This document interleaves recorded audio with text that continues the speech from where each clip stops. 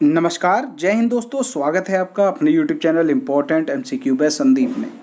DLED 4th semester गणित की तैयारी के क्रम में आज हम आपके सामने 18 प्रश्नों का मॉडल पेपर नंबर 3 लेकर आए हैं।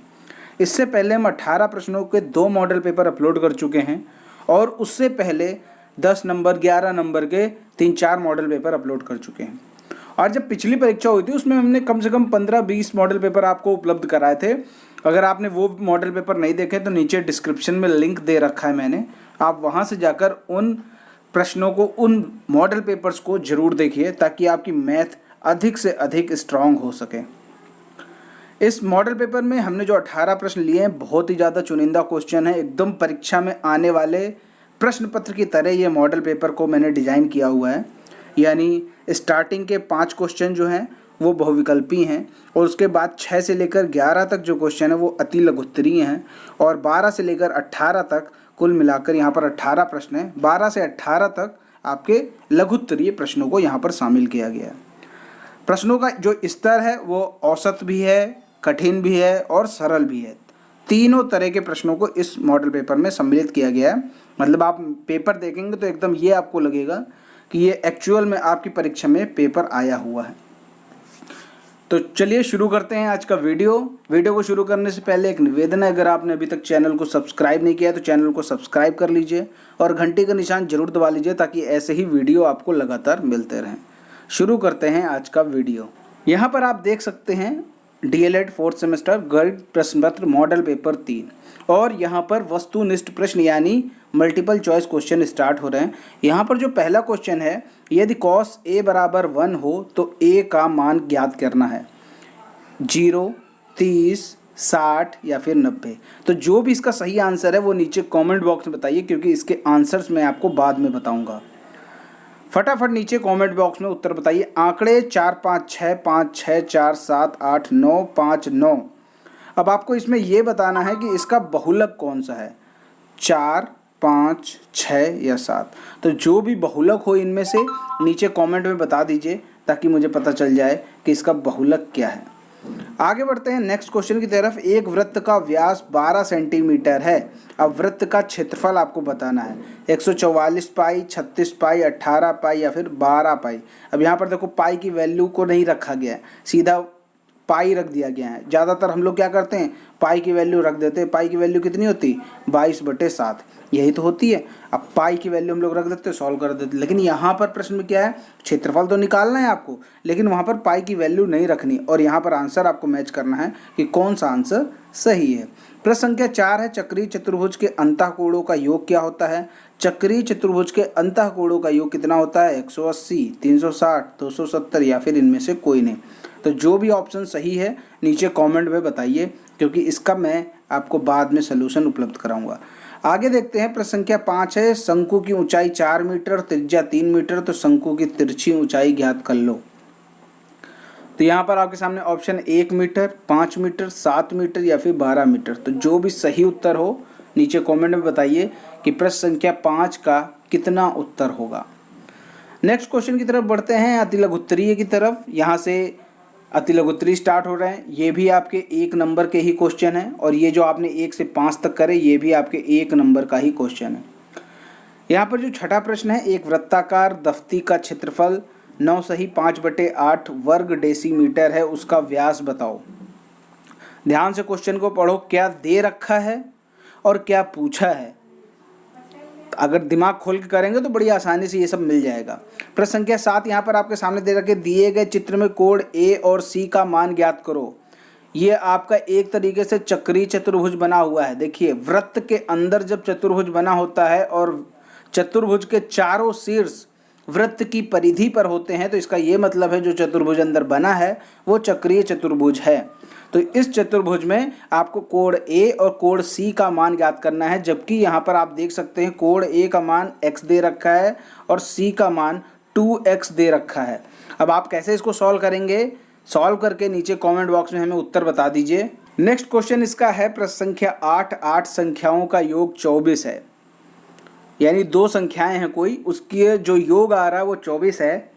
एक संख्या दूसरी की दोगुनी है, संख्याएं ज्ञात करो। बड़ा आसान सा क्वेश्चन है, ध्यान से करिएगा, बहुत आसानी से हो जाएगा। अगला यहाँ पर प्रश्न है x plus 2y equal to 5 x plus 3y equal to 7 हल कीजिए। देखो ऐसे क्वेश्चन ज़्यादातर 2 नंबर में आते हैं, लेकिन यहाँ पर मैंने हल्की सी समीकरण, छोटी सी समीकरण ले रखी, मतलब इसमें ज़्यादा नंबर्स नहीं ऐड किए हुए हैं, तो इसको मैंने 1 नंबर में डाल दिया। तो इसको आप हल करके बताओ कि इसका x और y का क्या मान आ रहा है। अगला यहाँ पर जो प्रश्न है वह संख्या ज्ञात करो जिसमें संख्या के व्युत्क्रम क्रम को जोड़ने पर 50/7 प्राप्त हो। ध्यान से समझिएगा, व्युत्क्रम क्रम का क्या मतलब होता है। अगर आपको नहीं मालूम तो पहले इसका मतलब जान लीजिए। देखो व्युत्क्रम क्रम क्या होता है, मान चलो कि कोई संख्या दे रखी है, मान चलो 50/7 ही ले लेते हैं। 50/7 संख्या दे रखी है, तो इसका व्युत्क्रम क्रम कितना होगा, इसका व्युत्क्रम क्रम हो जाएगा 7/50। ठीक, अब आप सोच रहे होंगे ये तो भिन्न है, भिन्न का तो आपने आसानी से निकाल दिया। लेकिन अगर संख्या हो जाए 4, अब कहते 4 का व्युत्क्रम क्रम निकालो, यानी ये भिन्न नहीं है, ये पूरी संख्या है, तो 4 का जो व्युत्क्रम क्रम होगा 1/4 होगा। ये चीज़ याद रखिए, जब नीचे कुछ नहीं है तो इसका मतलब 1 हम लोग मानते हैं। ठीक है, तो ये व्युत्क्रम क्रम आप समझ गए। 50/7 का व्युत्क्रम क्रम क्या होगा, 7/50। ठीक, 4 का व्युत्क्रम क्रम क्या होगा, 1/4। तो यहाँ पर आपको वह संख्या ज्ञात करनी जिसमें संख्या के व्युत्क्रम क्रम को जोड़ने पर, मतलब संख्या और संख्या के व्युत्क्रम क्रम को आपस में जोड़ा जा रहा है तो 50/7 प्राप्त हो रहा है। आपको वो संख्या ज्ञात करनी है। प्रश्न संख्या 11 है, 2 पासों को एक साथ फेंकने पर अंकों का योग 4 होने की संभावना ज्ञात करो। यहाँ पर संभावना का सूत्र लगाना है कि संभावित परिणाम, ठीक, बटे कुल परिणाम, ये वाला फार्मूला लगाना है। इस फार्मूले को यूज़ करते हुए आपको इसका आंसर निकालना है और नीचे कमेंट में बताना है। अब इस तरह ये 11 प्रश्न कंप्लीट हो गए। ये 11 प्रश्न 1-1 नंबर के थे, चाहे वो बहुविकल्पी हों चाहे अति लघुत्तरीय हों। अब यहाँ से लघुत्तरीय प्रश्न स्टार्ट हो रहे हैं और ये प्रत्येक प्रश्न 2-2 नंबर का है, तो इसको अगर ध्यान से कर लिया तो आपको 2-2 नंबर पक्के हो जाएंगे। अब देखो एक बात याद रखो, देखो 12, 13, 14, 15, 16, 17, 18 यानी 3 और 4 7, अगर ये आप पूरे सही कर दो ना तो बैक की संभावना ही खत्म हो जाएगी। 7 दूना 14 नंबर तो आपके आ ही गए। आप बेशक 11 क्वेश्चन गलत करके आ जाओ, लेकिन लास्ट के अगर आपने 7 क्वेश्चन सही कर दिए तो आपको पास होने से कोई नहीं रोक सकता, क्योंकि ज़्यादातर स्टूडेंट मैथ में गड़बड़ा जाते हैं। और वैसे यहाँ पर मैं उम्मीद कर रहा हूँ कि जो भी स्टूडेंट 2019 बैच का है, मुझे लगता है कि वो सारा स्टूडेंट क्रीम स्टूडेंट है, क्योंकि वो सेकेंड सेमेस्टर पूरी तरह से पास होकर आए हैं। ठीक है, प्रमोट हुए हैं, तो इसलिए ये लगता है कि ये जितने भी स्टूडेंट हैं ये बहुत अच्छे होंगे, पढ़ने में अच्छे होंगे। ठीक है, तो इनकी बैक आने की संभावना बहुत ही कम होगी।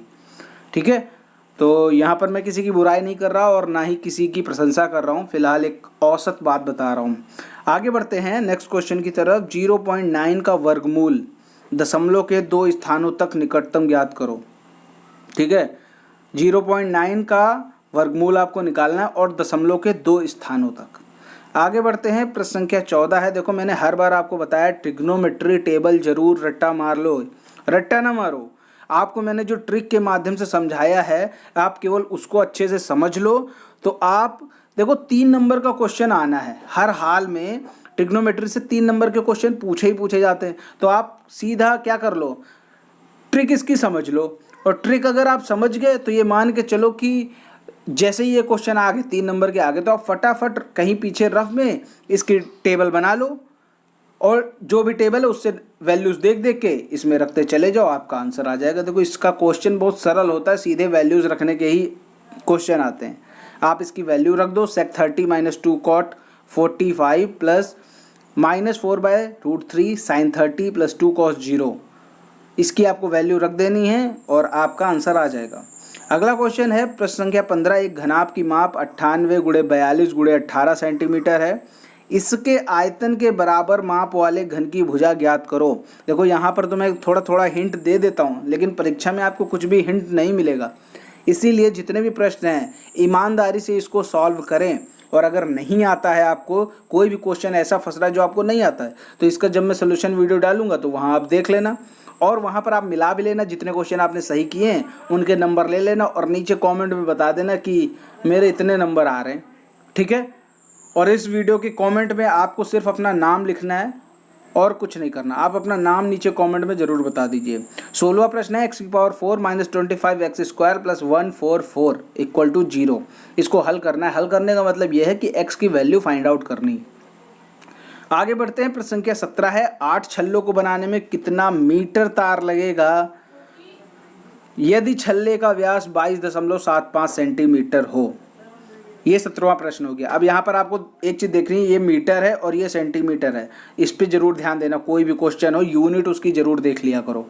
आगे बढ़ते हैं नेक्स्ट क्वेश्चन की तरफ। 18वां है, एक वर्ग और वृत्त का परिमाप 44 सेंटीमीटर। वर्ग और वृत्त दोनों का परिमाप सेम है, यानी 44 सेंटीमीटर है।